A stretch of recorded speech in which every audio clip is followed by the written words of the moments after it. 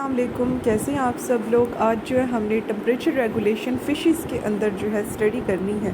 पहले हम देखते हैं कि जो टेम्परेचर रेगुलेशन है इसका मीनिंग क्या है। टेम्परेचर रेगुलेशन हम कहते हैं थर्मो रेगुलेशन को।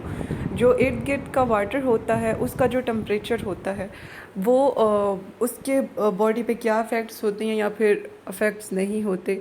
तो हम कहेंगे कि ये जो फ़िशेस हैं, एम्फीबियंस हैं और रेप्टाइल्स हैं, ये एक्टोथर्म्स हैं। ये यानी कि इन्हें हम कह सकते हैं कि ये इर्द गिर्द का जो इनका इन्वायरमेंट होता है उसके मुताबिक अपना टेम्परेचर रखते हैं। उसी के मुताबिक मोस्टली आगे हम इनके ऑस्मोटिक प्रॉपर्टीज़ देखेंगे वो भी रखती हैं। लेकिन जो है मैमल्स और बर्ड्स वो एंडोथर्म्स होते हैं।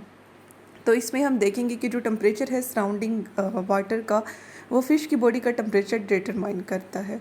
जो फ़िशेज़ होती हैं ये एक्सट्रीमली यानी कि कोल्ड इन्वायरमेंट में सरवाइव कर सकती हैं और वहाँ पर सरवाइव करने के लिए इनकी बॉडी में एंटी फ्रीज सब्सटेंसेस होती हैं।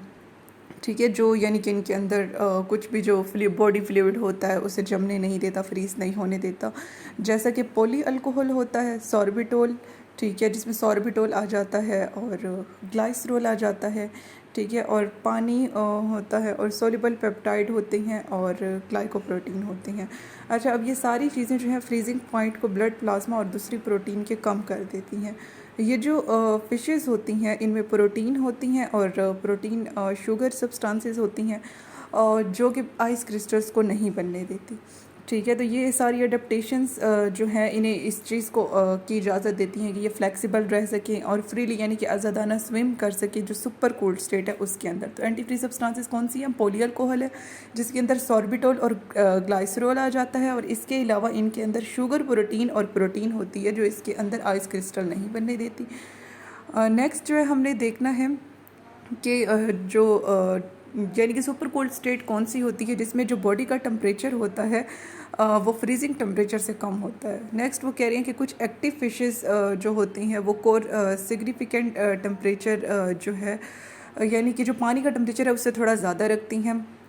फिर वो कह रहे हैं कि जो ब्लू फिन टोना और वाइट शार्क होती हैं इसके अंदर ब्लड वेसल्स होती हैं जो कि स्किन के नीचे होती हैं और ये जो ब्रांचेस होती हैं ये ब्लड को जो है डिलीवर करती हैं डीपर और ज़्यादा जो पावरफुल स्विमिंग मसल्स होती हैं वहाँ पर, जहाँ पर स्मॉलर मसल्स जो हैं अरेंज होते हैं काउंटर करंट हीट एक्सचेंजर की शक्ल में, जिसे हम रेटी वेरिएबल कहते हैं।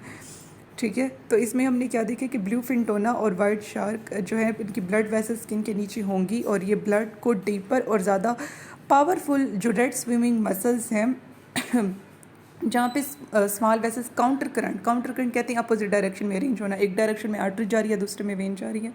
ठीक है, इस अरेंजमेंट में अरेंज होंगे जिसे हम रेटी वेरिएबल कहेंगे, जिसे हम मिराकुलस यानी कि एक हैरान को नेटवर्क कह सकते हैं। फिर वो कह रही हैं कि जो रेड मसल हीट पैदा करते हैं वो लॉस नहीं होती क्योंकि वो रेटी वेरिएबल के अंदर मुंतकिल हो जाती है। वेन्स के अंदर जो ब्लड होता है उससे, जो कि आउटर से कोल्ड आर्ट्रियल ब्लड के अंदर जा रहा होता है। फिर वो कह रही है कि ये जो अरेंजमेंट है ब्लड वेसल्स की ये क्या करती है, ये विगरस एक्टिविटी को बढ़ा देती है। जो स्विमिंग मसल्स हैं उन्हें वार्मर रखने के ज़रिए से ये उन्हें वार्मर रखेगी, जिससे विगरस एक्टिविटी यानी कि उनकी काम करने की एक्टिविटी जो है इन ब्लड वेसल के अरेंजमेंट के ज़रिए से बढ़ जाएगी फ़िश के टिश्यू की निस्बत।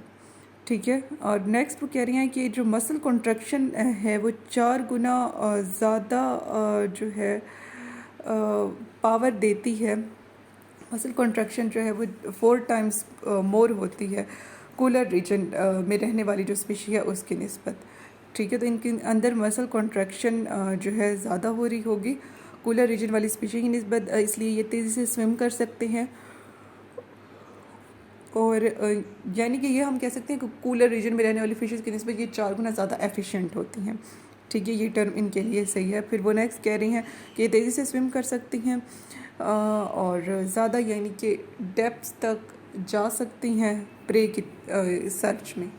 ठीक है, तो अपने प्रे को तलाश करने के लिए तेज़ी से स्विम करेंगी और डीप तक जा सकती हैं। तो इस सारे में हमने क्या देखा है, पहले हमने देखा कि अपना टेम्परेचर ये रखेंगी पानी के टेम्परेचर के मुताबिक, और फिर उसके बाद हमने देखा कि इनके अंदर एंटी फ्रीज सब्सटेंसेस होती हैं, पॉली अल्कोहल ग्लाइसरॉल की शक्ल में, शुगर प्रोटीनों की जो कि आइस क्रिस्टल नहीं बनने देगी, सुपर कोल्ड स्टेट जो कि फ्रीजिंग टेम्परेचर से कम वाली स्टेट होती है उसे ये बरकरार रख सकती हैं, और ब्लू पिंटोना और वाइट शार्क का देखा कि इनकी ब्लड वेसल्स स्किन के नीचे होती हैं और हीट के अंदर रेड मसल्स में भेजती हैं नेटवर्क में, जिसे रेटिमेरिएबल कहते हैं। और फिर वो कह रही हैं कि ये जो आम पोलर रीजन में रहने वाली फिशेज़ उनसे 4 गुना ज़्यादा एफिशिएंट होती हैं। तो इसके साथ ही हम अपना लेक्चर एंड करते हैं, मिलते हैं नेक्स्ट किसी टॉपिक के साथ। मेरा चैनल सब्सक्राइब करना मत भूलें। अल्लाह हाफ़िज़।